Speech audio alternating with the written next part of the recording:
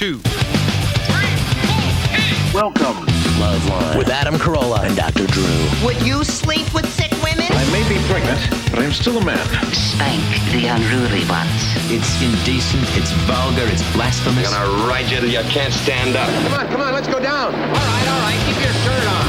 LoveLine's meant for an adult audience. LoveLine may contain sexually oriented content. Listener discretion is advised. Here's LoveLine with Dr. Drew and Adam Carolla. Oh, yes, it is. Phone number 1-800-LOVE-191. Fax number 310-854-4455. I'm Adam Carolla. That is Dr. Drew. He's a board-certified physician, Dixon medicine specialist.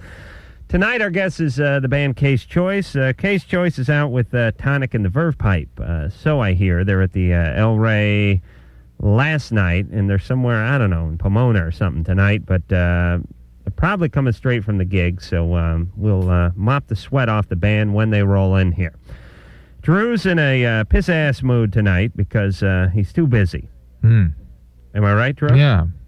And I've been telling you for months now that you have to be assertive with your patients. Yeah. Drew's problem is he's like a reed in the wind when it comes to his patients. He's an enabler, this Drew. Yeah, codependent. Codependent slash enabler slash pedophile clown.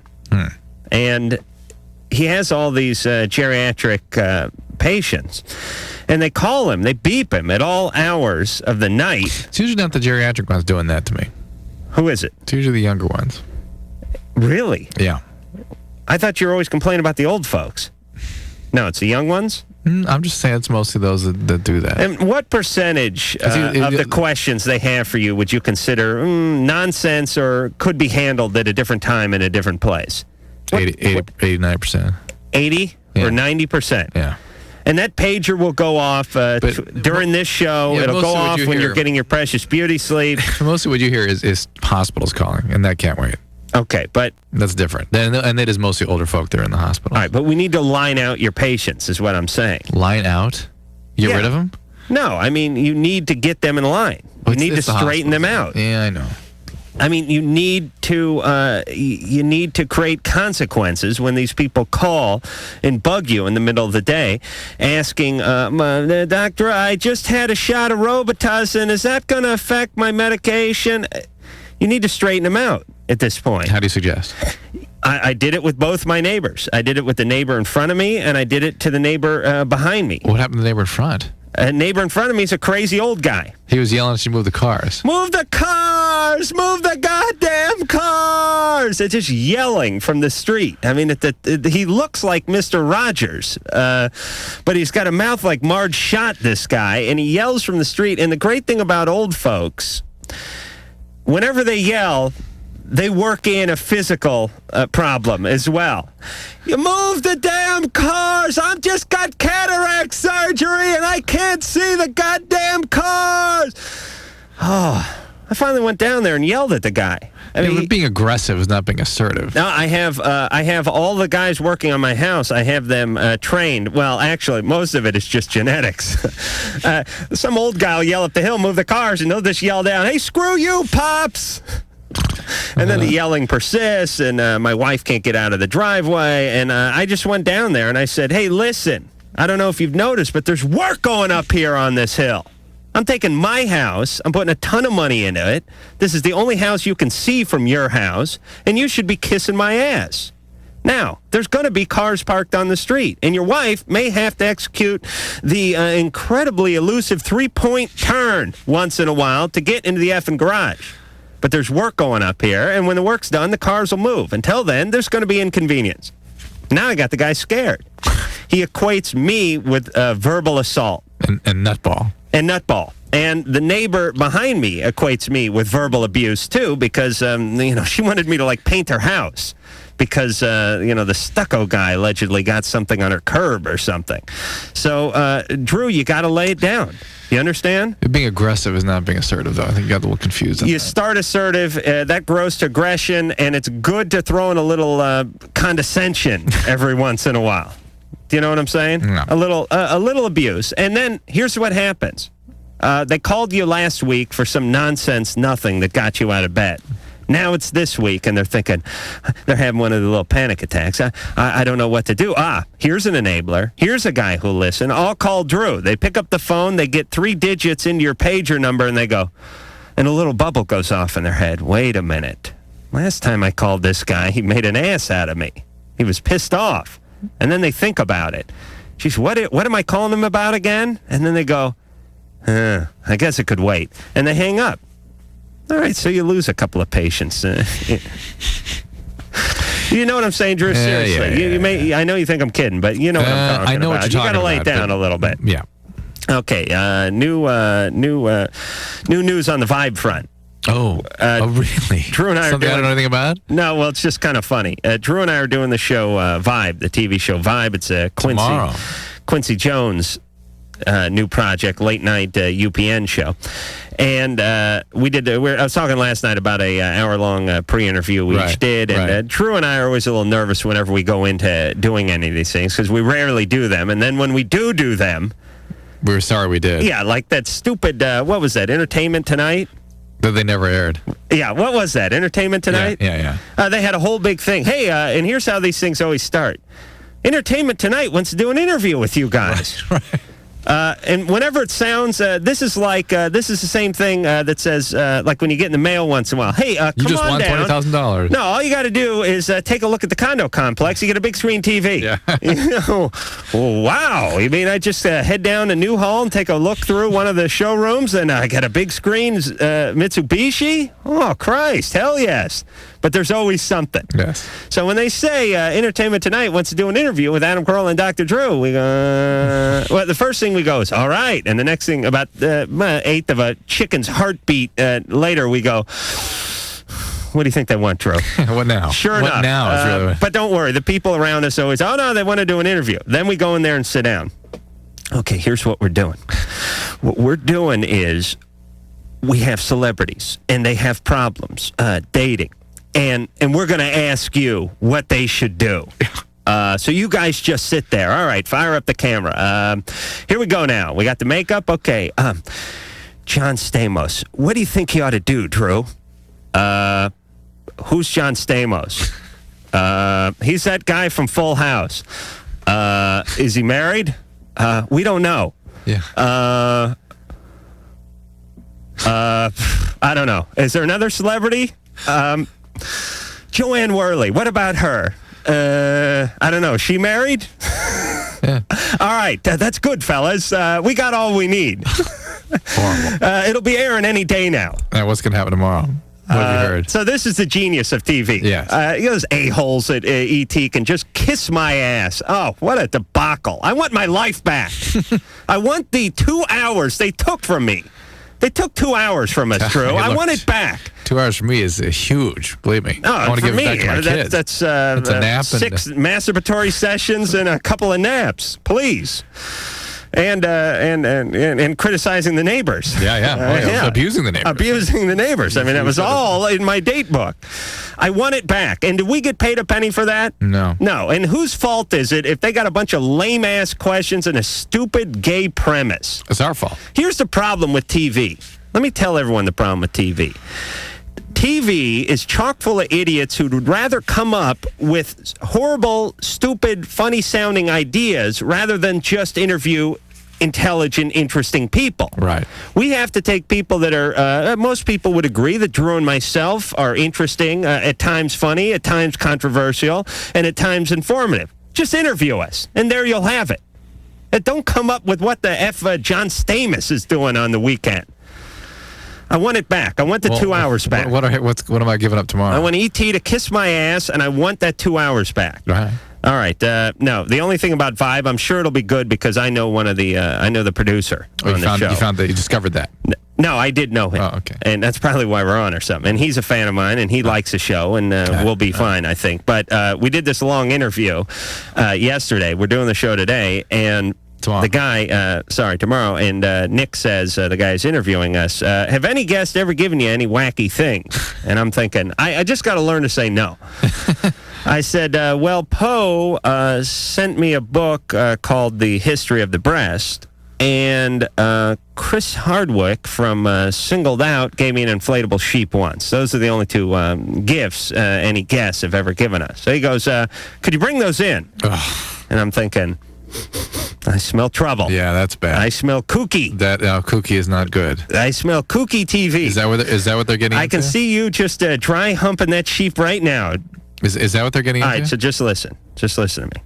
So just listen. So I come in here that night. Yeah. This is last night. Yeah. And I say to you, Drew, off the air, Yeah. hey, these guys want me to bring in the sheep and the boob book. Yeah. And then I take a beat, and we both talk about Lisa for a second. Right. And I say, what do I say?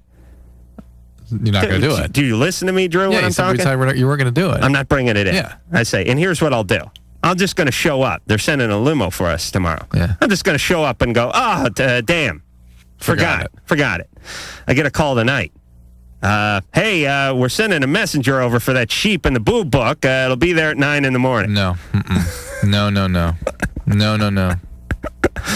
It ain't happening. No. Okay, we'll take the stand then. Yeah. All right, are we yeah. together? Oh, absolutely. All right, no boob book, no sheep. Well, I'm not going on that thing if they're going to take all that crap. I'm going to be one of those. Good. It's going to be a John Favreau Drew the a-hole, nothing better. All right, no sheep, no boob book. No. God, that stuff just pisses me off so much. But Drew, it's funny. It's the taking this show down is what it really does, and I hate that.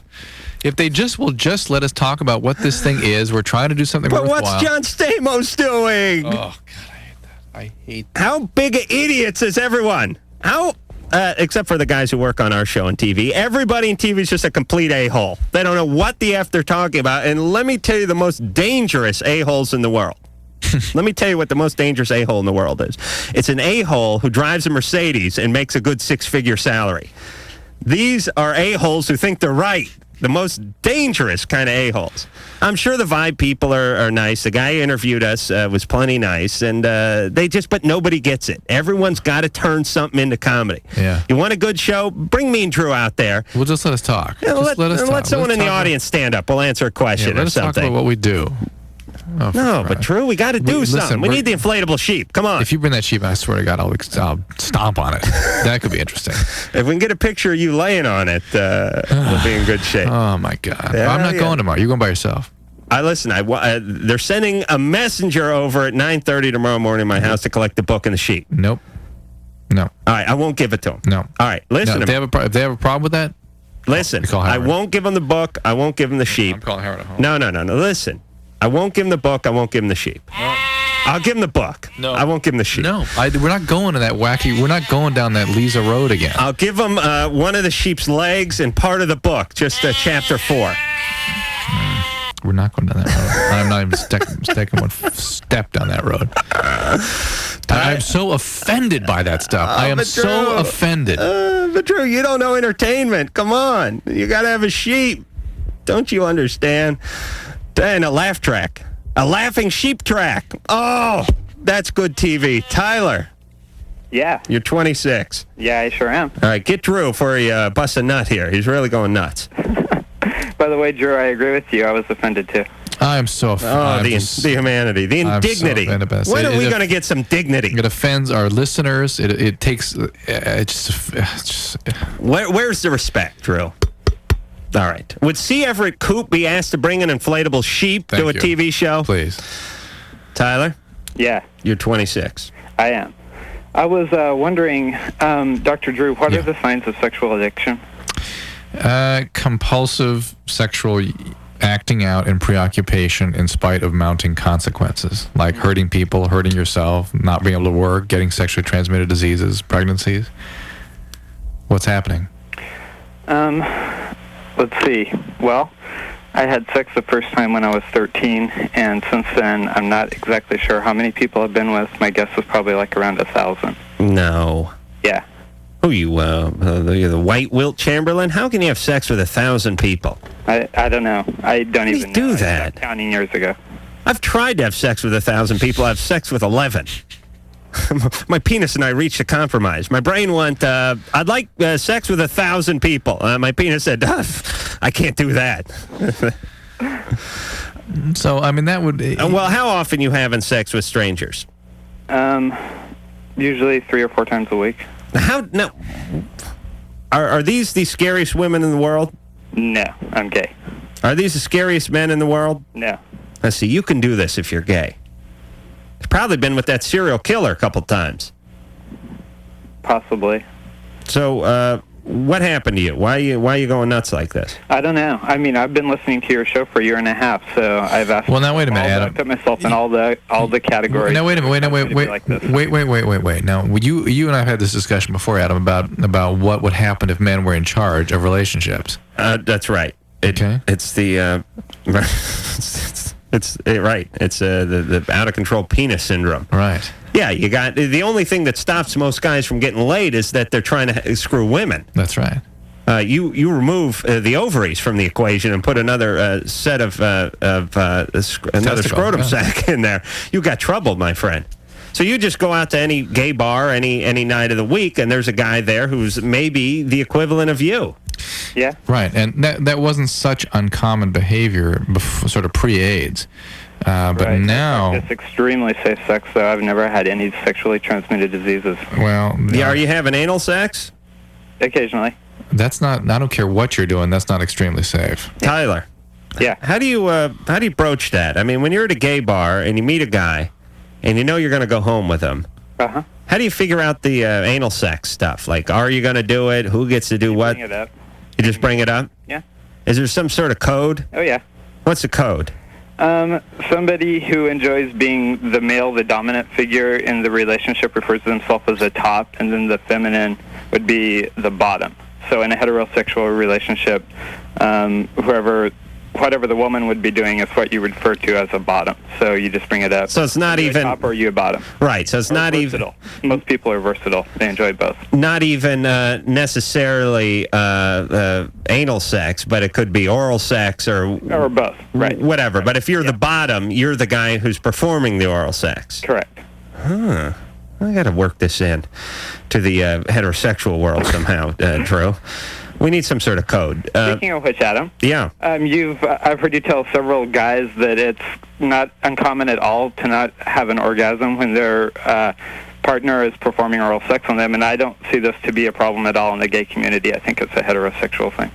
Yeah, I think if you make the commitment to go gay and you can't orgasm with a blowjob, you're in a world of hurt. I think so. I mean, you might as well get the revolver out and put it to your head, because now you're not only being ostracized by your family, you can't get off. Right, but I think if you have somebody who knows the equipment performing, then it makes it that much better. Yeah, I would bet that, like they say, a woman knows what a woman likes. I bet orally, a guy, if you could get past the goatee, would probably do a better job than a woman.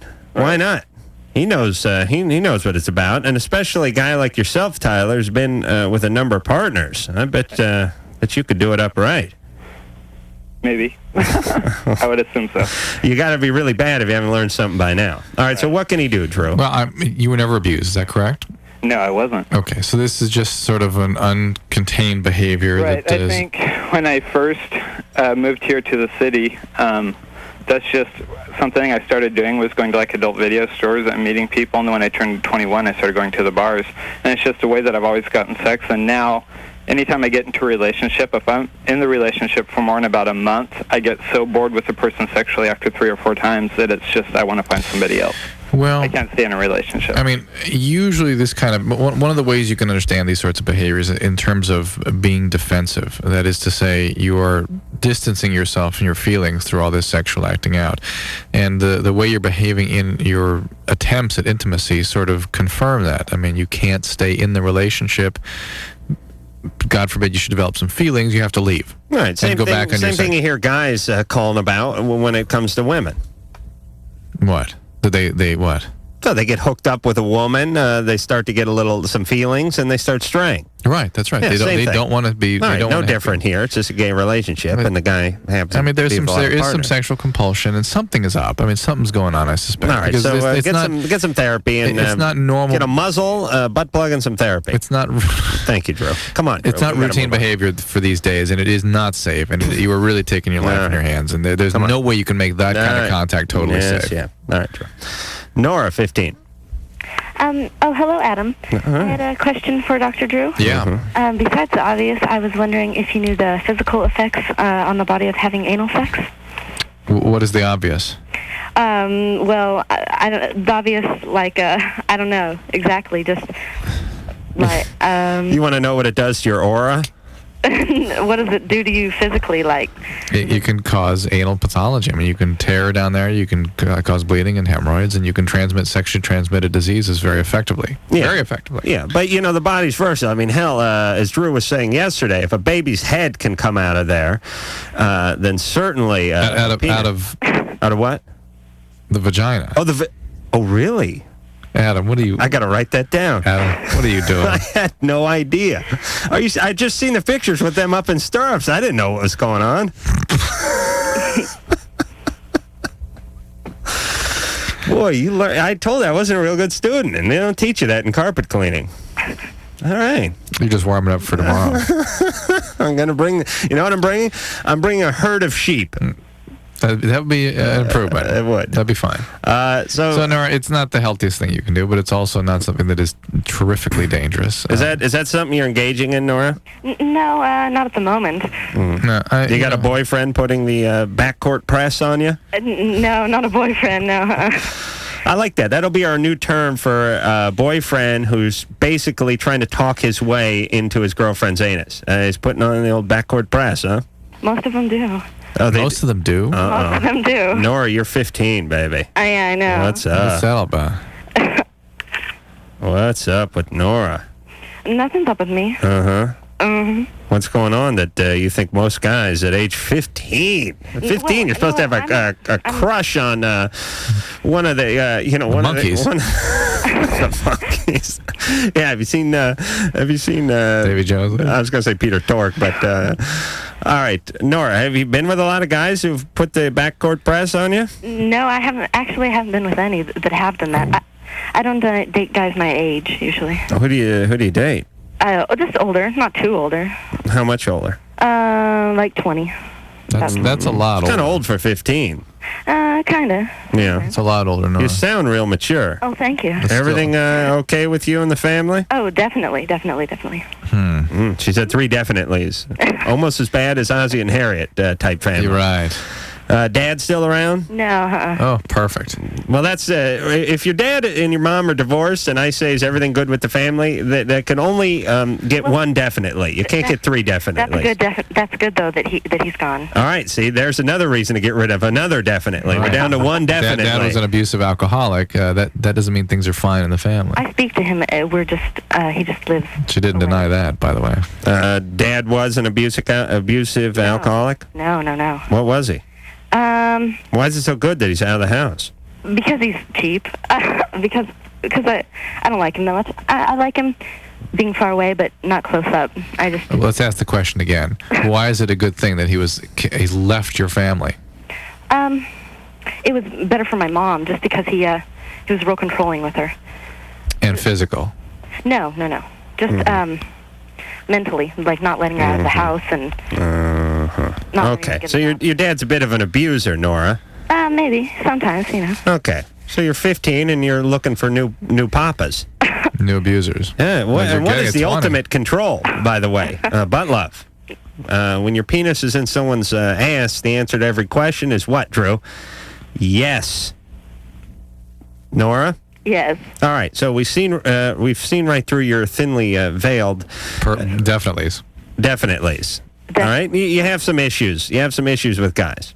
Yes, I do. All right. Keep stuff away from your ass. Do not date guys over 18. And see if you can date guys closer to your age. Believe me. The guys that are dating you, telling you, you're not the problem. The guys you find that are 20 to date you are the problem. All right.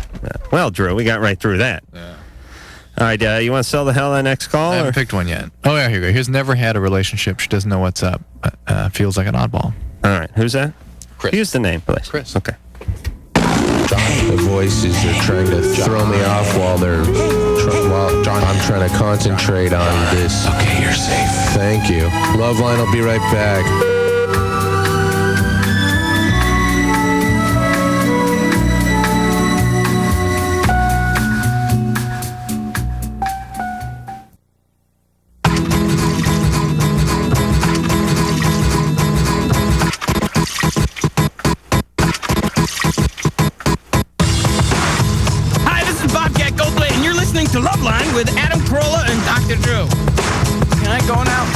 All right, we are here with Sarah Bettens from Kay's Choice. Sarah, do you know Bobcat Goldthwait? All right, hold Mike. on. No, all right. Sarah's having a little difficulty with her mic. Engineer Mike. Push on that plug there, Mark. Hold on. This one? Yeah. No, that's my mic. No. All right, hold on. Mike, don't spaz out. Let's just hear a song from Kay's Choice, and we'll get it straightened out. All right? Is it queued up? Okay. This is off the CD Paradise in Me, and this one is called Not an Addict.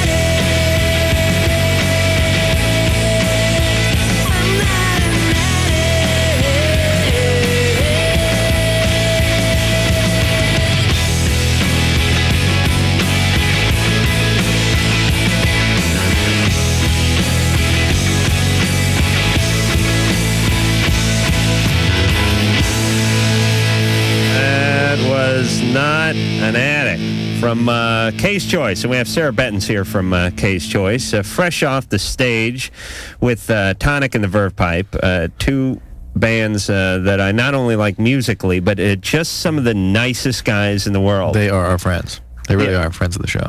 Yeah.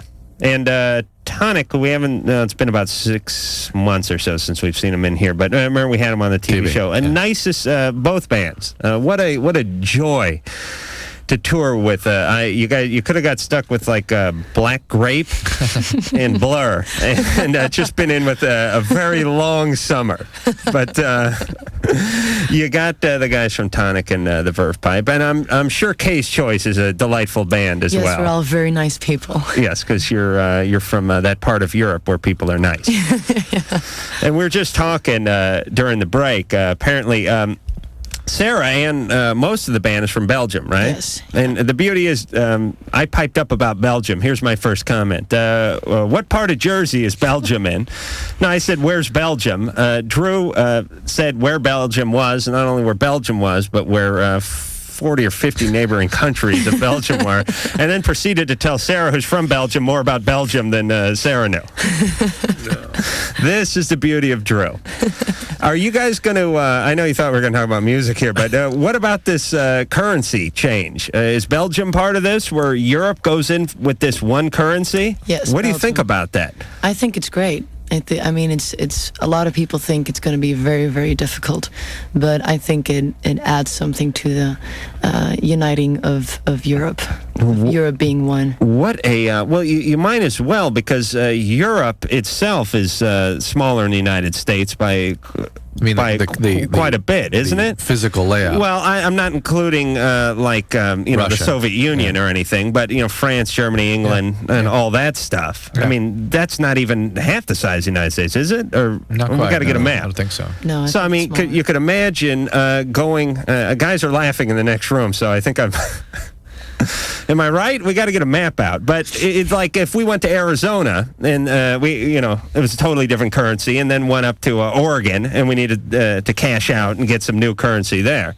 But it just seems like a big pain in the ass taking everyone's money away and giving them new money that may not be good. And see if you can get my picture on it. I think it will be, and I think it'll also be very difficult to price things, because now it's 99 francs or something, which is a nice thing to do when you're right. advertising something, and it will be like 1.45 euro. Right, and no one knows. I mean, it's like when we were just talking about Tijuana. When you go across the border to Tijuana, and you're stupid and from L.A. like me, and you go to the guy, how much for that bottle of Jose Cuervo? And he goes, 10 million pesos. Oh, are you kidding? I could buy a house for that. Then you start thinking, wait a minute, how much is a peso worth? Oh, that's $2. Oh, all right, that's good. So you guys are going out, or continuing to go out with the Verve Pipe and Tonic, touring. Well, you're right in the middle of the tour, aren't you? Yeah, we started about 2 weeks ago.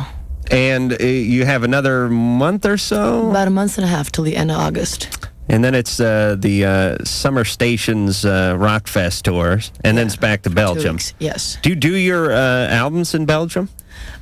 We did our last two albums in Belgium. We're thinking of maybe recording in the States. We don't know yet. Is there anything different about, I don't know, the technology or who you can work with or something like that? Is there something here that you can't get in Belgium?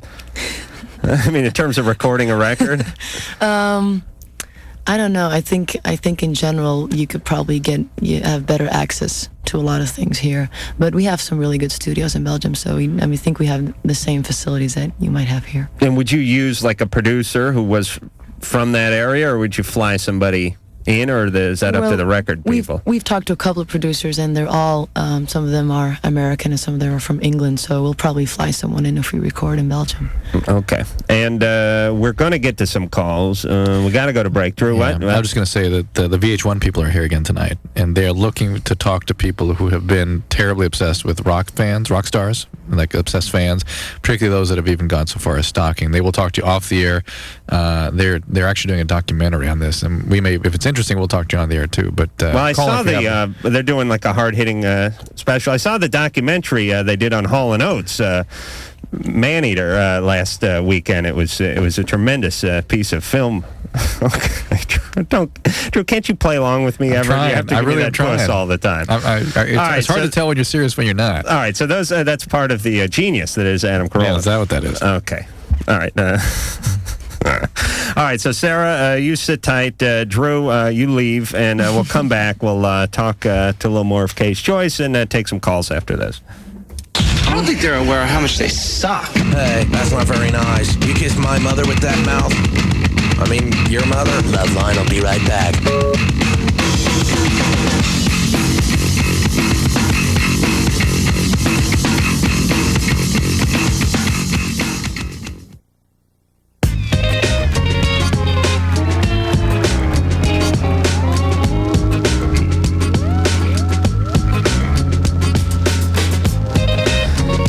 LoveLine. I'm Adam Carolla. That is Dr. Drew. Phone number 1-800-LOVE-191. Sarah Bettens is here from Kay's Choice, and so is Dr. Drew, and we're back to the phones. Chris, 23. Hello, Adam. Long-time listener, first-time caller. Thank you. Adam. Dr. Drew. Chris. Let's see here. I'm 23, and I just never been in a relationship. To me, it feels really strange. A lot of my friends are all of a sudden now getting married. Or feels strange to be in a relationship, or feels funny not to have been in one? Not to have been in one. Have you ever tried? Yeah, I have. And what happens? It just seems like it's like first date, and then from there it's been, let's just be friends, or I've helped a lot of friends through bad relationships. So you're busy being the savior, but never able to assert yourself in a relationship. You're saving people from other problems. And are you a virgin? Yes, I am. Is that a title you're proud of, or are you trying to get rid of it? Actually, I'm proud of it. But he'd like to get rid of it. It depends on with the person, I guess. Yeah, it's like having a nice antique trunk your grandmother left you when she died. It's nice, but it's cluttering up the room. I'd like to get rid of it. Kind of, in a way, yeah. All right. Do you have any insight to what might be getting in the way here? Well, my parents were divorced when I was in third grade. I lived with my father. What was your mom like? Both my parents are kind of alcoholic. My mom, she was there, but she wasn't. Is she a real severe alcoholic? Not really. Why was she not there? The divorce was really bad. How about before the divorce? I tell you the truth, I don't remember much about it because of my brain just kind of blocks it out. Yeah, but you're assuming it wasn't good. I thought you said this is going to be a good call, Drew. You didn't? No. Chris. Yeah. You sound like a broken man. Doesn't he, Sarah? Yes. I mean, he doesn't have any confidence. He doesn't have any vibrance. There's no skip in your step at all. I mean, the primary relationship. And women cannot stand the downtrodden. They really can't. I mean, unless you're trying to nail Sally Struthers, forget it. They're not looking for that. They're looking for confidence. Women don't want cocky, but they want confident.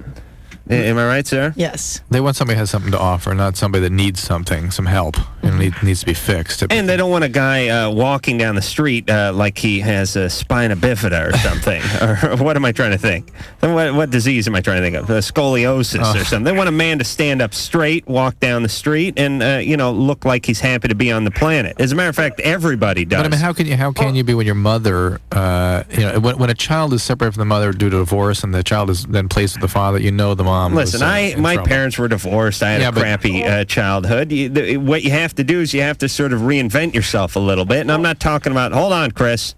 Quiet down. I'm not talking about an earring and a goatee or a sports car. I'm talking about getting out in the world, doing what you want to do with your life, making a little scratch, having some success, and then once you have that success, it sort of spreads to other endeavors. When you start having success professionally, it starts turning into success socially. What do you want to say, Chris?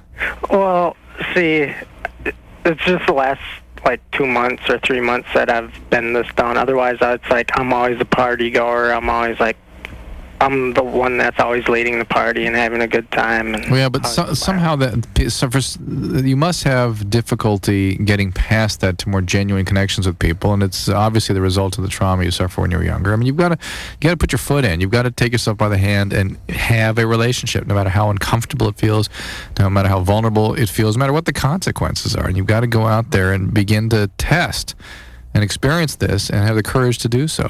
Right, otherwise, you're going to stay like this. Here's my take on this one. I think you have to get involved with your life, make your life as good as it can be, and then you'll get out there. Because giving yourself a pep talk and going out to a bar is not going to do it. I've tried that myself. Here's what he said: my childhood was so horrible, I black it out. My mom was a severe alcoholic who was taken away from me.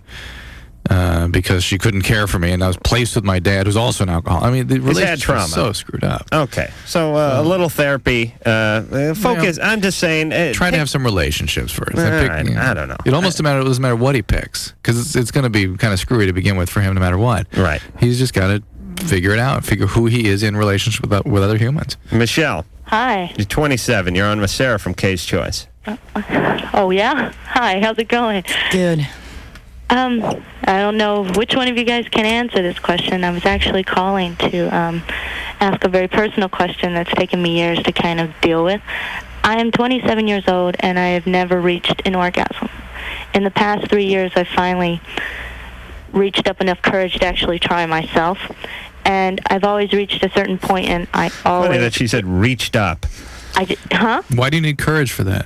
I believe my family upbringing always taught me in church that it was wrong to do that. So I finally broke through. And the hardest part about this for me has been everyone's like, why can't you do it? And I've been in therapy. I have been going to therapy since I was 20. But no one has ever been able to help me get past this thing. They say it's all in my head and I have to get through. And I've listened to you guys now for like 6 months. And I hear a lot of people about how they ask the same similar question. But for me, I've tried. It's not like I'm not wanting to. It's not like I'm not trying. It just doesn't want to. Okay. Sarah, as the only female in the room, Drew only being a partial female, as the only full female in the room, what is your take on this? I don't know. I mean, I remember experimenting myself when I was younger. I mean, I guess I wanted to know what it was like. But your family didn't put the sort of emotional constraints on you. I mean, you didn't grow up in a religious family. Well, like most Belgians, we're Catholic, but my parents are not very religious, so I didn't feel that my parents, had a big say in. I wonder if there's a certain point, like all guys get into it when they're, 14, 15 years old. They start experimenting on themselves. And by the time, they reach the age of 14 3/4, they've mastered themselves, and it's autopilot from there on. And I know a lot of women, we talk to stay away from themselves that way for many years, and then the longer they wait to sort of get on board, the more awkward and difficult it is. It's almost like... your junk needs to be fiddled with somewhere between the age of 15 and 20. Otherwise, it's sort of, starts to harden or something. And it's like learning the piano. You have to learn at a certain age. Or that's right. Thank you, Drew. Thank you. Or the violin or Japanese, for that matter. If you don't get it early, like if you take a look statistically at people that are accomplished at the violin, statistically, the ones that learned it after 20 are about 3%. So the ones that, you have to get right in that age. Well, that's the way the brain develops. All right. The brain has a certain sort of vulnerability or plasticity at a certain time. You missed the masturbatory window, Michelle, is what we're saying. This is an Adam Carolla theory. I don't know if there's any evidence Adam for this. Carolla, though. Yes, of course. Question. Yeah. Okay. I mentioned to the girl that answered the phone initially, and I have been... in a family situation also where my father was very abusive, and I mean very abusive. Physically? Physically. The sexual thing I've been dealing with for almost 7 years, trying to figure out if that could have affected why I'm the way I am. Was he sexually abusive too? Huh? Was he sexually abusive? That I don't know. I only had the dreams where I had dreams where I saw it and I smelt and I could taste everything, it seemed like. And all right, but you're talking to a guy who had a dream that his mom and grandmother attacked him with his own scrotum sack in the deep end of a swimming pool. Wow. And I'm not sure if, if that actually happened. It's confusing. It's really confusing. I've been dealing with that for so long. That's why I was in therapy. The main reason was to figure out why I can't accomplish anything sexually or by myself. Okay, all right. I got to believe you're going to have more success by yourself than you are going to be in the orgasm department with a partner right now. I would agree because you need to take the pressure off. And in the words of our great producer, Ann, hit the tub, baby. Have you tried the tub? Anne's doing a jig in the next row. No, actually, I'm shaking my head and laughing. You may be laughing, but your vagina's smiling. Oh my God. Hit the tub. Believe me, I'm telling you to hit the tub. I don't even know. I've never tried the tub myself, but every woman I know, as soon as the tub comes up, they're all over that whole aquatic thing. I believe, I think women are amphibious or something. I swear to God, I'm going to check Ann for gills one of these days. And Michelle, did you deal with anger at all in your therapy? I'm filled with anger. Rage and anger? Rage and anger. I don't know what kind of therapy I had, but I had quite a bit. But were those common issues that were coming up, issues around? It seemed like the therapist never wanted to deal with that. They'd always talk to me more about how I was feeling about what my childhood was like, rather than deal with the fact that I was wondering if I was abused. Well, it's not important. The consequences are what are important, and how it fits with who you are. But usually there's a lot of anger and a lot of rage at this sort of thing, and the becoming sexual may put you in touch with some of that. It might make it very, very threatening. All right, and that might be what's difficult. True. We got to go to break. Okay. So let me just wrap up. Don't put a bunch of pressure on yourself. Am I right, Sarah? The woman, the orgasm for a woman is so much about psychology and not quite as much about the physical aspect of it. That if you sort of give yourself the mind F, you're not going to have any success. You got to relax, take your time. Like I said, hit the tub, and if it doesn't happen, it doesn't happen. But don't get everyone involved. Don't put that big pressure on yourself. I know a lot of women are very insecure about that. Even you can admit it, but a lot of women can't admit that. Oh, we get calls from women in their 30s all week long that have never had an orgasm. So, A, don't look at yourself as the only person out there who's in this way, and B, just take a little of the pressure off, have a glass of Chardonnay, and go shake hands with Mr. Bubble. All right, then we'll be back with Sarah Benz from Case Choice after this. I don't go in for these backdoor shenanigans. Sex, drugs, rock and roll. Shenanigans. Chips, dips, chains, whips. Shenanigans. High school orgy type of thing. LoveLine will be right back. Shenanigans.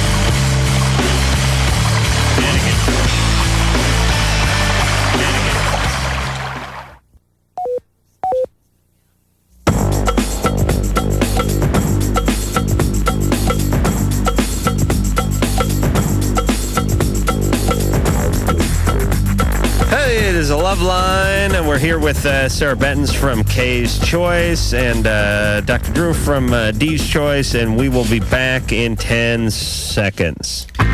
This is LoveLine on Radio Station. WEBN, Cincinnati.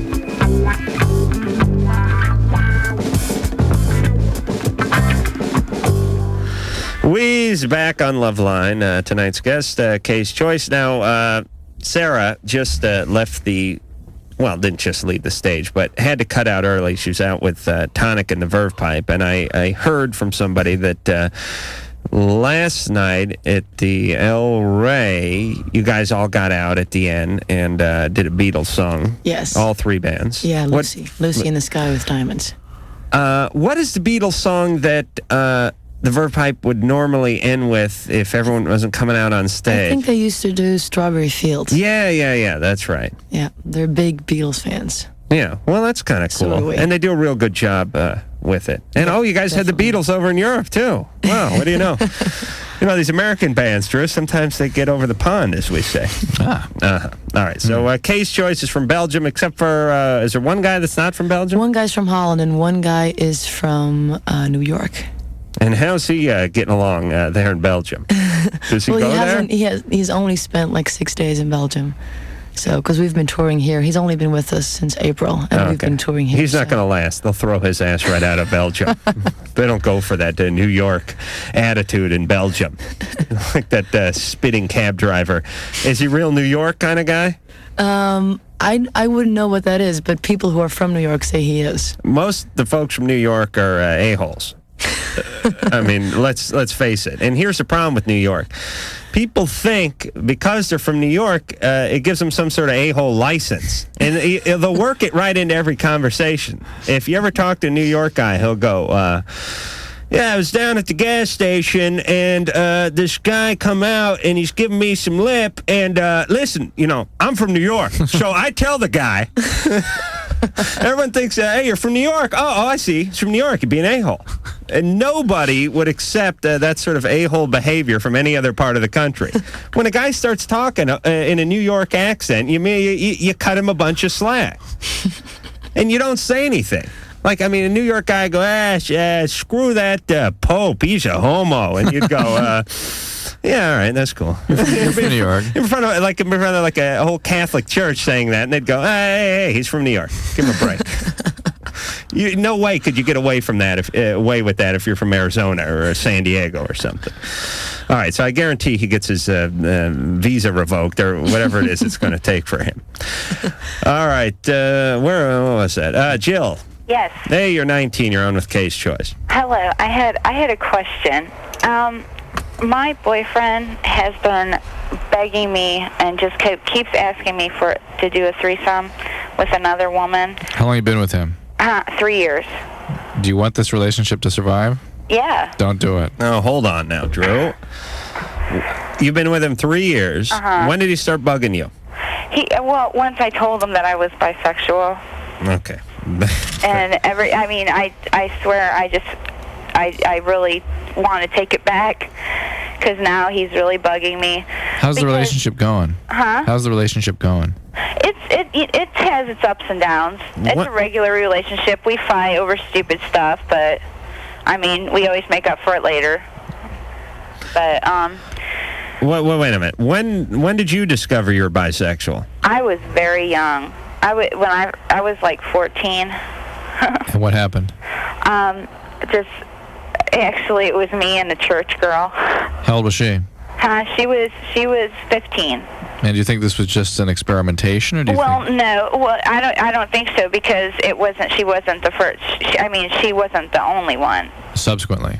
Yeah. Well, after her, there was another one. That would be subsequent, I suppose. Yeah. But ever since the educational system here in the States isn't what it is in Belgium. English is Sarah's fifth language. She speaks better English than Jill. Thank you. Okay, Jill, I'm sorry. Yeah, you realize my job is to poke fun. Okay. All right, yeah, let me tell you, when you tell a guy that you're in a relationship with, hey, I'm bisexual, let me tell you how the guy's brain works. First, there's a beat of, what? I'm finding out what's going on. If she cheat on me, and the next thought is a big light bulb that's flashing threesome going off over his head. Do you think that somehow he thinks less of her and puts her in a different category because of this information? Well, see, the thing is, I think he's demeaning her in some way by all this. Well, see, the thing is, I think how old is this guy? He's 20, 21. All right, stifle yourself for a second here, Jill. We're going to talk about you. I think, Sarah, you tell me whether you agree with this or not. When you tell most 20, 21-year-old guys, hey, I'm bisexual, and you're their girlfriend, it's like saying, hey, my uncle, he owns a water park just a block away. Like you think, yeah, I'd be an idiot if I didn't go over there. Yeah, and he'll leave it open, man. I mean, we can go whenever you like. I got to get on this. I mean, it's almost like, I don't know if he doesn't cherish the relationship. I don't know if he looks, I don't know if he thinks any less of her, but he's thinking, well, here's something I may not run into for a while. I'm 21. I'm horny. This is a good thing. I would say it doesn't sound like he's totally into the relationship. All right, Sarah, what do you think? Yeah, I understand that he would be interested, but if he's bugging her about it, like she says, I agree that he's probably not very interested in the relationship. He doesn't care what her role in all this is or how she feels about it. It's just he's got to get in that theme park. Right, he's got to get his ass on that slide. Well, see, the thing is when I told him this, I was 16 years old. Okay, I've known him since I was 16. We've been together since I was 16, and that may have been a goal of him in this relationship. Well, that's why he got 3 years. Well, see, the thing is over the 3 years, I think I have matured a lot. And so you're clearer about your sexual orientation. Exactly, and then you got to, like, you have to stand up against this. This is ridiculous. Excuse me. Hold on. Could you know the word ridiculous, Sarah? Yes, I do. Could you bring? I have invented a new word that I call ridiculous. And I would like you to be our Belgium ambassador and bring that back to your to the classrooms of Belgium, Belgeria, and bring it. Yeah, spread it around. I will. Let's see if you can name the next CD. Ridiculous. But Jill, look, you're clear that you, first of all, bringing another person into this relationship will destabilize the relationship. You will be so pissed off and so hurt that I don't see how the relationship will survive.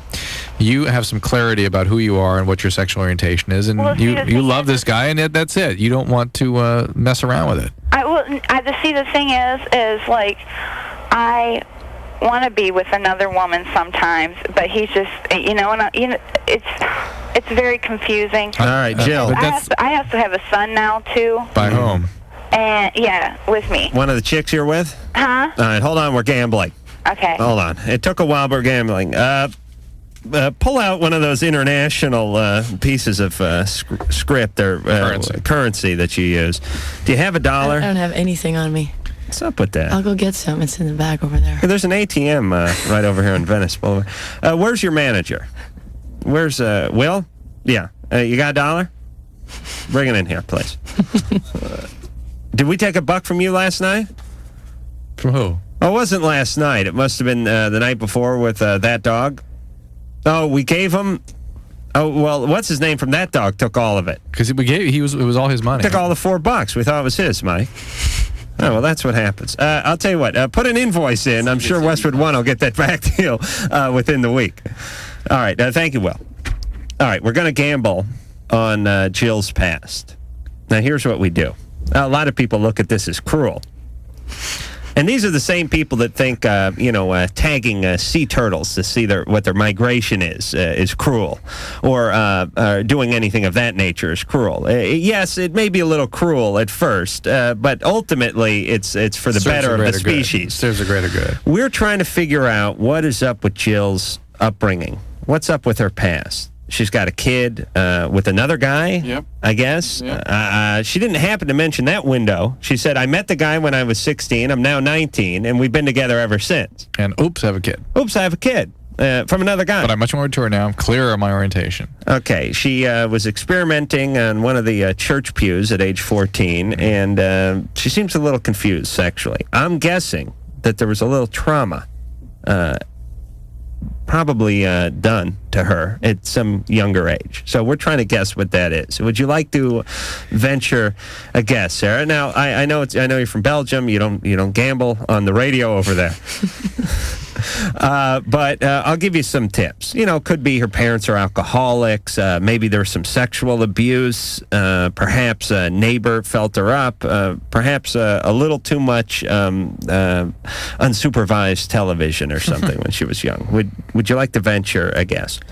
Maybe her upbringing was extremely conservative. Oh, and she's rebelling. Yes. Very good. Very interesting. All right. I'm going with some form of sexual abuse. Now, I can specific. Oh, because you're going with some form? Yeah. Not dad,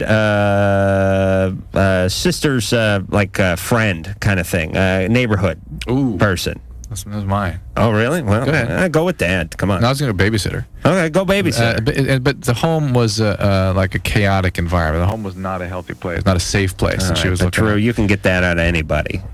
Right. All right, so what are you going with? The babysitter. Babysitter. Jill. Yes. All right, what's going on? I heard you guys over the phone, and a lot of what all you guys said was true. My mom isn't an alcoholic, but my mom and dad divorced when I was like 5, and then she remarried my stepfather, which I don't like at all. Mm-hmm. And I was sexually abused by my uncle when I was very young. I'm going to take the pot. No. What are you talking about? Neighbor. You said neighbor. Where'd your uncle live? He lives in Toledo. All right. You're in Toledo? No, I'm in Cincinnati. I used to live in Ohio. Come on. All right. Same state. Come on. Thank you, Sarah. Appreciate that. I guess thank your uncle. Yeah. All right. Let's not get cruel. All right. Now, here's the reason we gamble for those of you who are going to call in and now complain about how cruel it is. And I want to say, so you can hear it too, Jill, is we're really trying to underscore how what you're doing is an acting out. We heard what you were up to, and we said, wait a minute, something is up. She's being driven toward this. And more importantly, our culture tells us, oh, you must have had it like we brought up was an uptight parents, or maybe that they made you go to nursery school too early. I ran away when I was 16. But the point is, Jill, that the kind of behavior manifesting happens as a result of significant dysfunction and trauma in childhood, and and it's obvious, it's clear when that happens, and we're just trying to highlight how obvious it is, so our culture begins to embrace this. It's a reality. It's a common reality now. Well, our culture says, hey, listen, it's the Dennis Rodman theory. Hey, the guy's just a little funky. Right, exactly. He's doing his thing, man. Exactly. Hey, Sarah's just a swinger. Come on. She likes to have a good time. She's 19. She's got a kid. She's got a boyfriend. She likes chicks. It's a free country. It's a free country. Let her just stop being so uptight. Why do you think something's up with everyone who wants to have a good time? There you go. It is. That's the deal. Thank you. All right, so, did I say Sarah? Yeah. Oh, sorry, man. Well, Freudian slip there. What are you doing later? I'd like to have a little tensum with Tonic, the Verpipe, and Sarah. And I'll check out the rest of the case choice, too, and they might be called in, too. Forget about this singing together. We'll be humping together. Where did that come from? I threw Sarah in instead of Jill and just went with it. Okay, relax. Engineer Mike, shut Drew's mic off for a second. It's getting out of control, please. Okay, so Jill, you understand where this is coming from? Well, not really. Remember the whole sexual abuse part? Yeah. Okay. There you have it. That is the fuel. That is the wind beneath your wings. Did I have a sexual appeal? No, that your relationships are going to be terribly chaotic. You're going to have difficulty trusting people. You're going to have difficulty maintaining. I had a very bad time trusting him. That's what I'm telling you. You're going to have difficulty maintaining stability in relationships. To the extent that relationships are good, you're going to sabotage them. When they're a little chaotic, you're going to thrive in that, and that's going to be unpleasant too, because it's going to have consequences that aren't going to be so pleasant. You have sexual ambivalence as a result of having been sexually abused. I mean, this is all grown out of a traumatic past. Your relationships with others have been disturbed, and you need to create some stability in them. You have a child now, maybe focusing on that. Oh, the kids. And making that a stable environment is where you need to turn. Okay. See, this is why I'm moving to Belgium. I may be going back That's with why the you're band. musing about that. He's like, Adam at the beginning says, Belgium, that'd be a nice place to live. What do you got? Chocolates, brothels, and windmills? I could deal with that. All right, I may have taken a few cultures and ran them into Belgium, but the point is the reason this country is coming apart at the seams is because folks like Jill have a kid, but her number one concern is the threesome. We got to get a sitter. We're having an orgy. It's like, baby, listen, I know you don't want to look into your past. I know you don't want to get some therapy. I know you don't want to sort out your issues, but you have a kid now. and now you're mandated by God to work out these issues, so your kid isn't having an orgy or a threesome, or a kid when she or he is just a kid 10, 15 years from now. Do they have good birth control in Belgium? Yes, excellent. Okay, you're moving to Belgium. What do they do over there? I mean, are they uptight? Do they have clinics where you could go in and get stuff? Do they have condom vending machines in schools? No, it's not. It's a little more uptight, I think, than it is here. Do they have a lot of problem with teens being pregnant and stuff? It has a lot to do with Belgium being mainly a Catholic country. Do they have the same kind of problems we have here? Not in the same way, I think. Not that extensively. What's up with this place? Us? Yeah. Hey, you talk to all these other countries. They don't seem any smarter than we are. But yet they don't seem to have the problems. Yet you talk to them and say, well, you must have this plan and that plan. And they go, no, just people don't do it. And you think, all right, those people are smarter than we are. They have families.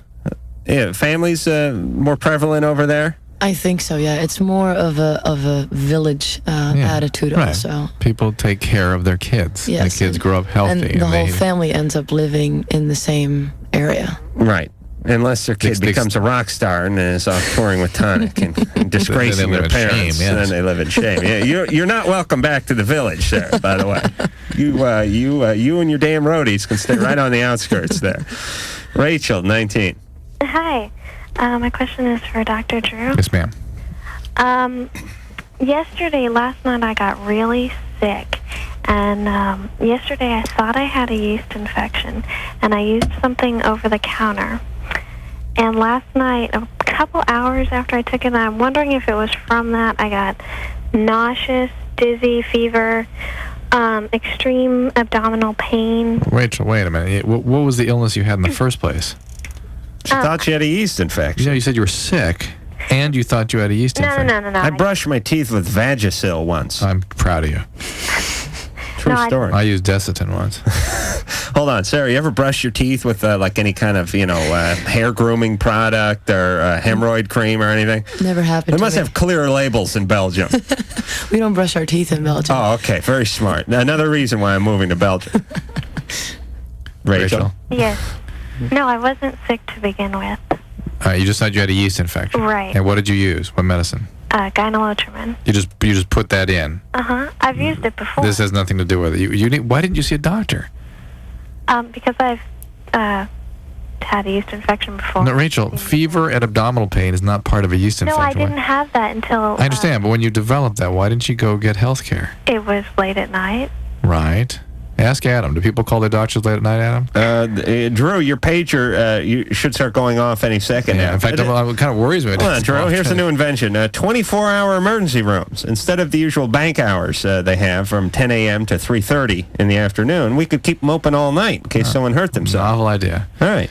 Rachel, you got to get, I don't know what, I guess it's a urinary tract infection. They can be quite serious. It can get up into the kidneys. It can be very serious. If you're having vomiting and pain, that's a sign that it's ascending, getting into the higher areas of the genital, the urologic system.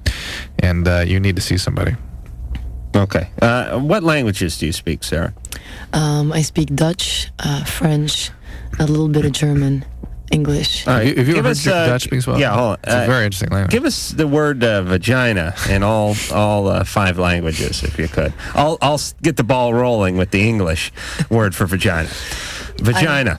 I've never had to use vagina in German, so I have no idea. Because you do 10 years in a work camp in Germany if you say anything that starts with a V.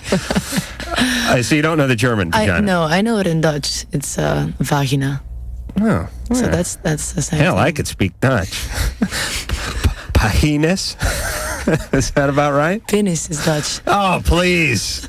This is no language. It's a bastardization of English.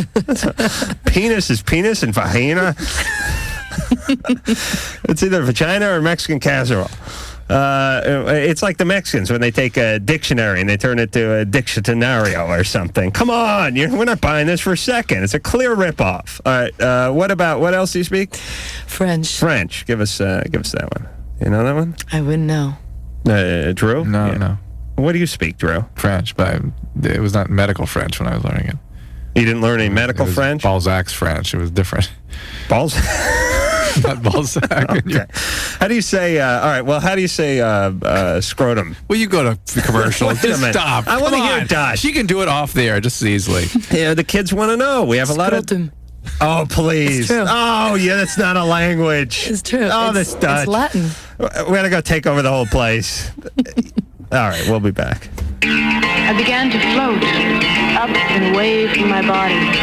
Lady, you better get back here. If you're not here when LoveLine returns, they're going to be pissed. Float.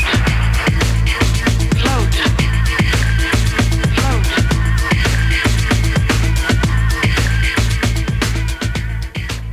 We're not keeping you up, are we? I'm pitching a tent. Oh, that's good. It's LoveLine. WEBN.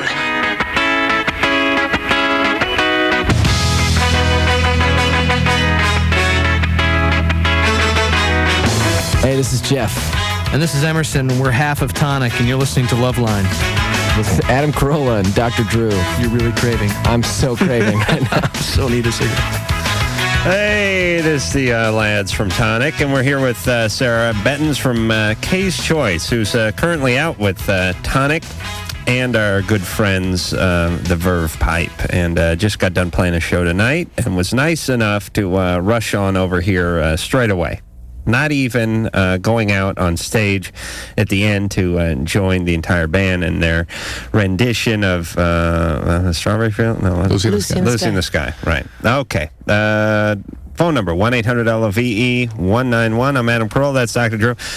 Why don't we get to another song from Kay's Choice straight away here, and then we'll come back and answer more calls. It's off the CD, Paradise in Me, and this one is called A Sound That... wait a minute. A Sound That Only You Can Hear.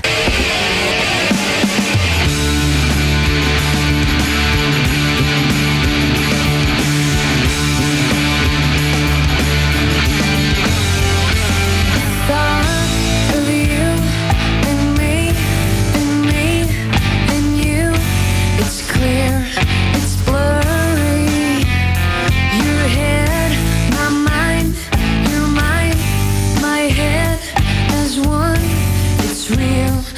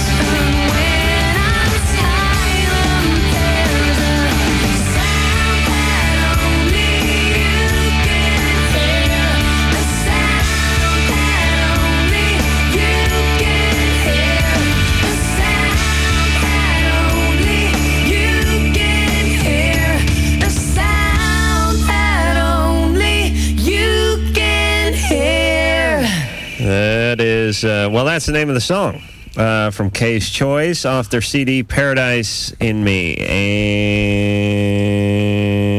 And where were we? Oh, okay. Going to calls. Okay, Drew. Don't start talking. We'll never get back to calls. I tell you, I played a little high school football, Sarah. Yes. Oh, I did. Commercials are running too long. Oh, no, you didn't. All right, I'll tell you during the next. I did. And not that wussy football you guys play in Belgium. Real man's football where cartilage is torn. And you mean that game that stops every 5 seconds? Oh, please. Your game never starts. Yeah, that's a snappy one. Hey, Kim. Yeah? You're 25. You're on with Sarah Benton's from K's Choice. Hi. I have a question. Okay, I have this boyfriend, and we had always been kind of careful about birth control. We've been using the withdrawal method. That would be quite careless. Yeah. That would be under the category of no birth control. Well, and I'm not kidding. Oh. That's careful? Well, I mean, we've been consistent, let's say. Okay, you understand that there is sperm released before the man ejaculates. Yeah. Okay. Yeah. So. Yeah. Well, we've been together for... Hold on a second. I'm just trying to digest this for a second. The beginning is we've been practicing careful contraception. About birth control. Okay, maybe not so careful. Yeah, you're making porn films. You're not practicing birth control, Kim. Okay. So, anyways, so we were using this method for about 1.5 years, and I never got pregnant or anything. And then all of a sudden, 1 month, and we both didn't want. I already have a kid, and he doesn't want any kids. Hold on, help me off the floor, Drew. I'm shocked. I know. I don't know. Anyways, so hold on. You'd run her ass right out of Belgium, wouldn't you? You wouldn't accept this sort of behavior in Belgium, would you? You'd get shot immediately. Yes, that's what I like. That's why I'm moving. Kim? Yeah. Yeah, so you have a kid. You've been practicing the withdrawal. And? Then all of a sudden he quits. Quits what? Withdrawing. Mm-hmm. And after the first time, I was like, well, that was pretty stupid. And he's like, yeah, I know, I'm sorry, I guess I'm stupid, whatever. And then, so I said, well, okay, no more, whatever. And then the next time, he did it again. Mm-hmm. And so it kind of looked to me like maybe he was doing it on purpose. Well, he was the person doing it. Was there a guy manipulating his ass, or was he the only one in the room? Well, no.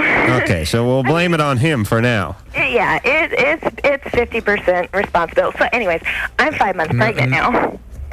I'm shocked. And with all the precaution, the meticulous birth control, pregnant again. Yeah. Trying to get through school and everything, I know. It was really dumb. So he... what school? Are you going to clown school or bartending school? What school's going to take you, Kim? Seriously. Junior college? Nursing school, yeah. At junior college? Yeah. Okay. All right. Thank you. I know. She's on the dean's list, too. Believe me, we have this thing here we call junior college. It's for people who are too lazy and too unmotivated to go to a 4-year university, so they just clutter up the system on Uncle Sam's dime, and they hang out and they smoke weed and they get pregnant.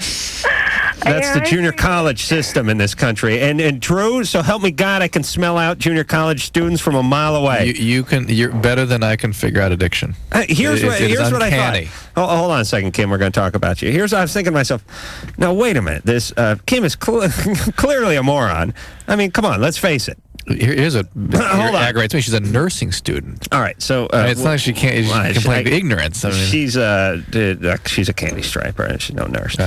I'm thinking Kim's kind of, she's a little stupid. Well, wait a minute, she's going to college. Wait a minute, this doesn't gel. Stupid people, college. Junior college. Oh, yes, there you go. And lo and behold. All right, so now what, Kim? So he hasn't contacted me for a month now. And I want to know, is this like something common guys do or something. No, that they bail out on their responsibilities? Yeah. What happened to the first child's father? He never even knew that I was pregnant because he moved away. There's a lot of laws now to help you require your biological fathers of your multiple children here to live up their responsibilities for child support. Well, that's all right, though. We'll pay for it, though. We'll take care of it. We'll take care. You got 2, so we'll kick over a little extra money. All right. I'm already getting taxed at over 50%, but we can go up to 55 or 60. Well, I'm not on welfare. Why don't you just take them up personally? All right, Drew. We'll send over $180 a week between Drew and myself, and take care of the family. We'll kick it up to $210 if you have a third kid, though. Well, what are you doing? What are you doing for money, Kim? Huh? What do you do for money? I'm a waitress. At night at a bar. And who watches the kid? My mom. Okay, and she's going to be watching another kid, I guess. Mm-hmm. And how are you supposed to finish school and all that kind of stuff when you have these mouths to feed? Oh, well, it'll be tough, but I can do it. All right, but why, as Drew said, what happened to the first guy? Does he even know? No, he moved away before I found out that I was pregnant. Why don't you notify him and get him involved in this? Well, I tried. Other than, I've talked to people. I think you need an attorney more than anything right now. These dads are gonna.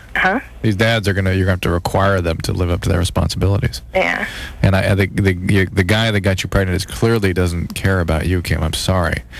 The one now? Yeah, he doesn't care about Kim. Unfortunately, the really heart-wrenching part of this is that Kim really doesn't care about Kim. Not really. And I don't know what you can do to bring yourself up and get some esteem and start taking care of yourself. Has anybody ever taken care of you? You've always been on your own taking care of yourself? Yeah, pretty much. Since, 9th grade. Yeah. And you come from kind of a crappy family? Sure, yeah. And, why is it at the age of 25, Kim, that you don't take your life more seriously? You know what I'm saying? Kids a pretty big lifestyle change, a pretty big responsibility, right? Yeah. And, you got stuff you want to do, right? Yeah. So why don't you, when the guy didn't pull out the first time, why didn't you say, hey, this is nonsense? This is ridiculous. Oh, I did. I slapped him over the head and I told him he was stupid. But then you let him back in again. Well, that's because we had agreed before we went to bed that I wasn't going to have any more kids and that he didn't want any kids. All right, but you agreed you weren't going to have any kids. Meanwhile, you weren't using any protection. Well, yeah. All right, hold on. All right, Kim. They're not going to teach you this in junior college, but you got to get a little more realistic with your life, right? You sound like a nice enough person, and you sound like you're probably a pretty decent mom and everything, but you got to be a little more realistic about the way people are and the way what they try to get away with sometimes. Both these dads need to be contacted and held accountable. The guy who has a kid needs to know he has a kid. Just for moral issues. He needs he may want to be involved with raising the kid. And I just think in general, Kim, you need to stay more connected with reality. She's just blowing off reality. Crappy dad, of course. Yeah, sure. Doesn't everybody? Of course, she's blowing off reality. Her first statement was, we've been real careful about birth control. Yeah. And then, lo and behold, she's 5 months pregnant. And obviously, please, pulling out is not a form of birth control, and I'll tell you why. The penis oftentimes has a form of Tourette's. And let me explain that statement. Let me figure it out first. Okay, I've got it figured out. Here's what Tourette's is. Tourette's is people that they get a thought, they have a condition where they get a thought and they can't control it, really, and it just comes out. Blurts out their mouth. Yeah, this guy in the middle of the Million Man March, all of a sudden he yells nigger because he can't help it. He thinks of the worst possible thing to say and then blurts it out.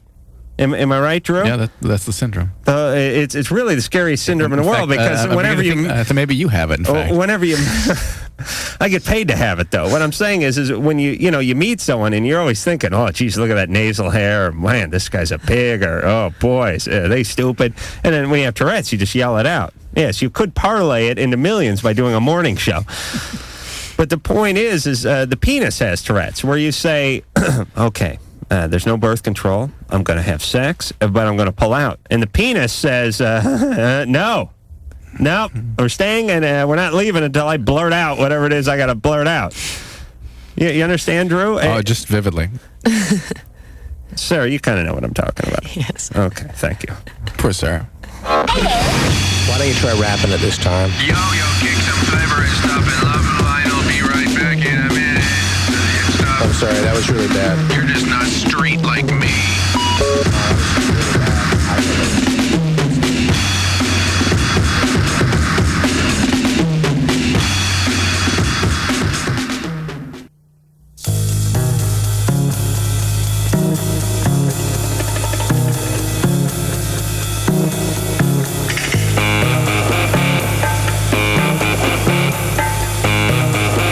I'm right. All right. We're here with Sarah Bettens from Kay's Choice. Nice enough to come by after the gig tonight. And off to the Bay Area tomorrow.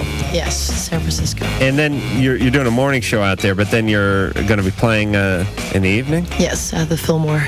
Oh, that's a historic place. I know. I've never been there. Everyone's been telling me about it, so I'm really looking forward to it. I've never been there either, but I've seen enough old footage of like Jimi Hendrix and Janis Joplin and Grateful Dead and the Doors and all these places. I mean, that was probably there and like the Whiskey and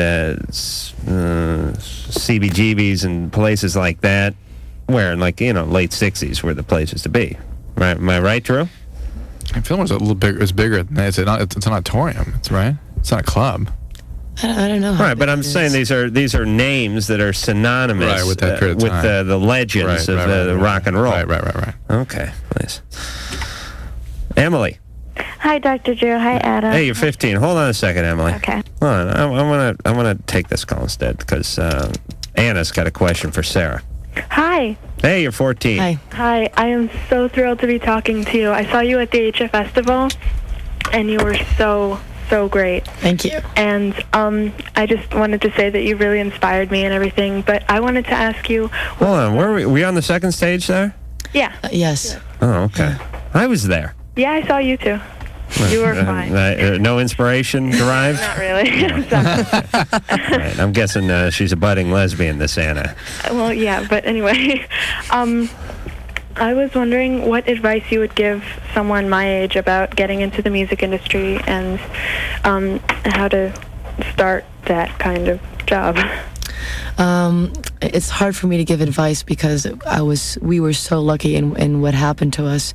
Mm-hmm. I think what's very important, and that doesn't only go for the music industry, is that when you really love something, is that you do everything to get it. I guess you have to really go and pursue what you want to do, and I'm convinced that everyone who really wants something can eventually get it. So that's really great. Anna, do you play an instrument? No, I sing. And what kind of stuff do you sing? Wouldn't getting an instrument also be a useful thing? Yeah, Yeah, so learn an instrument. That's a good idea. But there's a lot of women, if they have a good voice. But I had to be a musician. If you're going to sing, no instrument. I play the violin, but that's not all that useful. All right, but at least you understand music, and that's important. Yeah. Okay, can you sing when you play the violin? Who was it last? Bonham does. Oh, she does? Yeah. Oh, okay. Yeah, we've had her on the show. Yeah, she loved you too. Did she? Did she storm out of here? Yeah. Oh, that's right. Oh, well, come on. That wasn't my fault. Who'd we have on that night with her? Art from Everclear. That's right. Well, listen to what happens. We have Art from Everclear in here, like for the first hour, and then we're going to have Tracy Bonham in here, the singing fiddler, and I think she juggles still, I'm not sure, or spins plates, that's right.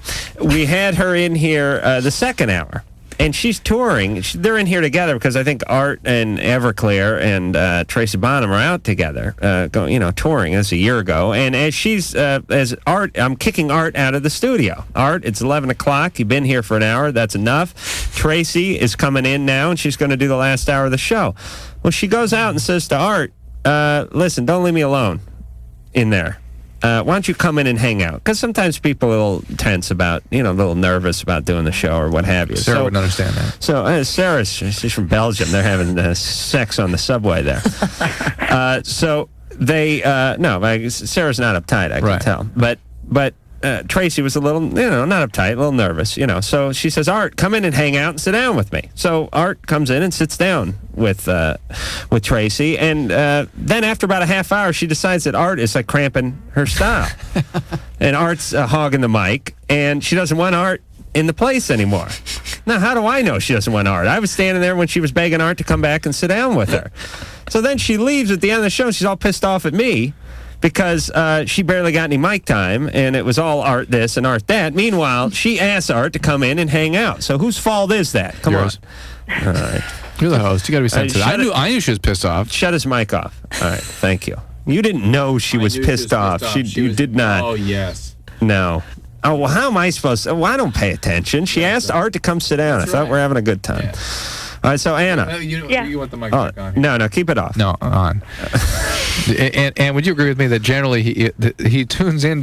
We have a male guest, female guest. He's very sensitive to the guy's needs. The woman, is she in the studio or not? I can't tell. Oh, totally. Yeah. It's always that way. Yeah. Out in public, too, not just on the air. Oh, absolutely. It's unbelievable. Oh, and quiet down over there. I'm always listening. It's very funny. All right, well, let's be honest, Sarah. Critique me. Have I been accommodating?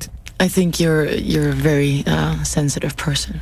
Yeah. Did I put you off in any way tonight? No, you've made me actually feel very comfortable because I was a little nervous about it. All right. Well, it's a good night here and there. All right, but I let her sit down, and she was kind of quiet for the first call or two. But I sent a call. I sent a question or two her way. Defensive? No. You're attracted to me, aren't you? Why is that always so funny? Why is that funny all the time? There's never a bigger laugh in the studio than when I ask that question. Is that so bizarre? Yeah. It just proves my point about how insensitive you are to women's feelings. It's possible. If you that tune you into could be 1 second to how they're actually feeling, you wouldn't be as shameful as ask a question like that, to embarrass yourself in that way. Why am I embarrassed? Groovy master, Adam. Do you hear that? That's Jennifer Grey, a big celebrity. Yeah. Very much into me. How many times you got out with her? Okay. All right. Shut his mic off. Sarah, it's not a crime to be attracted to a man in this country. It's not? No. Oh, you get shot for that in Belgium. Yeah, so I'm saying, here it's all right to express your love. It's a free society. There's nothing you want to say to me. No. Sorry. Okay. All right. All right. Well, thanks for coming by. Case choice, everyone. Hey, Anna. Yeah. I want you to sing a song. No, I can't. I'll wake up my family.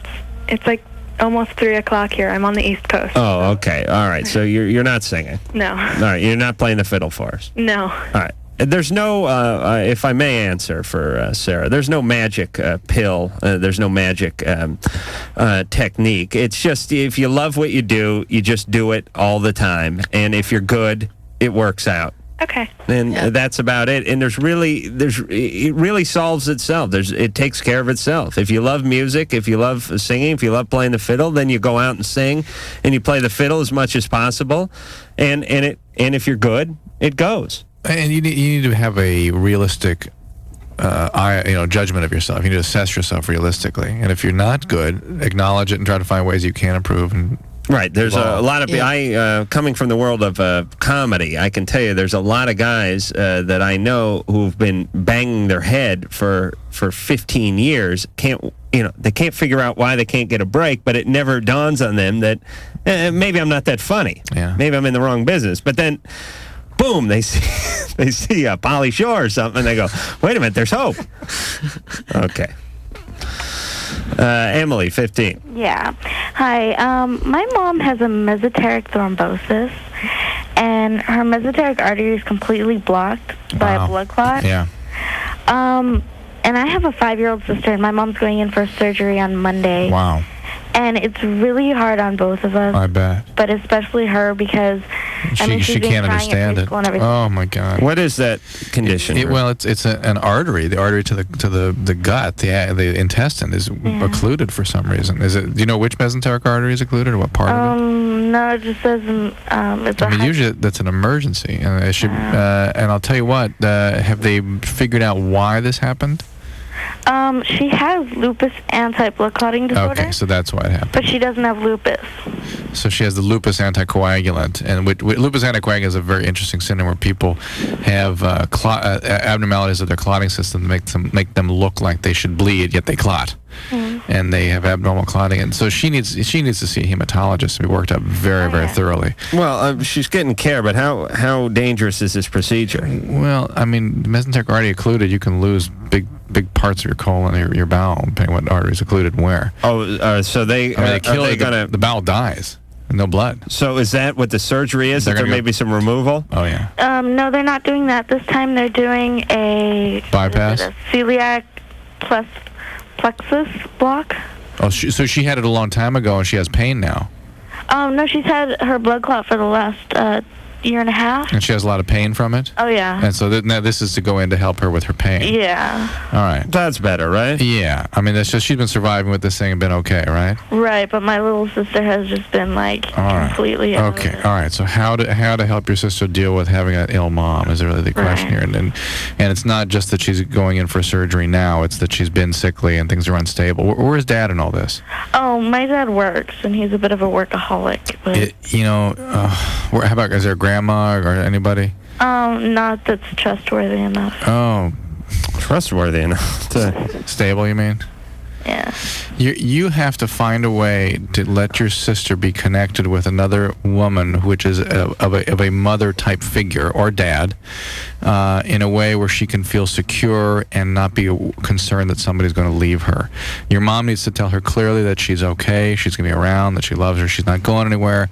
This child needs to know that she is not going to be abandoned or left alone, that she's got to hear that over and over and over again, and she needs at least one or more adults around that she can connect with consistently on a regular basis throughout the day for the next several months. Yeah. Please get that. Emily, you can't do that. It's great that you're understanding and sensitive to what your sister's going through, but get an adult in on this, and the one who's available emotionally. All right, Emily. We'll be back. We were going to help you, but you don't need our help. No, you don't. You have LoveLine, and you're a bunch of sickos.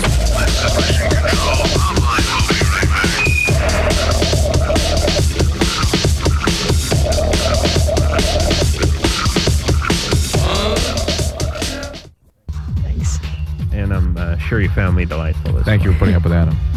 Paradise in Me is the name of Kay's Choice latest CD. Please go out and get that. All right, tomorrow night, God knows who's going to be in here. Sherry, also put Mike on hold too, and Art, and these poor people have been on hold for over an hour and we never got to them. I feel bad. That's not fair. So we'll talk to them tomorrow night. And until tomorrow night, this is Adam Carolla for Dr. Drew saying mahalo. This has been LoveLine. The opinions expressed herein are certainly opinions, that's for sure. If you'd like a written transcript of today's program, you probably should have written it down yourself. And if you did, we'd like a copy. LoveLine producer Ann Wilkins. This broadcast was copyright 1997 Westwood One Entertainment. This music is MXPX on Tooth and Nail Records. Sit, Obo. Obo, stop dragging your butt across the carpet.